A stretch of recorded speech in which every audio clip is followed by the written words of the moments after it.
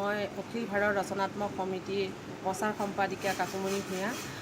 আজি এই যি 60টা সংগঠনে বন্ধ দি পেলাই যি বন্ধ আজি হৈ গ'ল, সঁচাকৈ আমি বহুত সাহস পালোঁ। আমি অসমীয়া যে একগোট আমি প্ৰমাণ কৰিব পাৰিলোঁ আৰু আমি অসম বিজেপি চৰকাৰক আমি সকীয়াই দিব বিচাৰিছোঁ যে আমি অসমীয়া সদায় এক। আৰু আপোনালোকে যিমানেই যি ষড়যন্ত্ৰ কৰি বাহিৰৰ পৰা হিন্দু বাংলাদেশী হওক, মুছলিম বাংলাদেশী যাকেই নানক আপোনালোকে কোনো পধ্যে এই অসমত আনিব নোৱাৰে।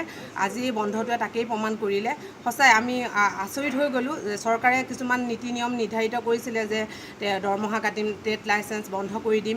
এই ভাবুকি আমি কোনো মানুহে ভয় নকৰিলে, অসমীয়া কোনো এজন যুৱকেই ভয় নকৰিলে, কোনো এখন দোকানেই ভয় নকৰিলে, সকলোখিনি বন্ধ হৈ গ'ল। সঁচাই আমি সকলোকে অশেষ ধন্যবাদ জ্ঞাপন কৰিছোঁ। আমাৰ এই বন্ধ দিয়া আজি অখিল ভাৰত ৰচনাত্মক সমিতিৰ তৰফৰ পৰা আপোনালোকক অশেষ ধন্যবাদ জ্ঞাপন কৰিছোঁ। কাৰণ আজি যদি আপোনালোকে আমাক সহায় সহযোগ নকৰিলেহেঁতেন নিশ্চয় এই বন্ধটো সফল হ'ব নোৱাৰিলে হয়।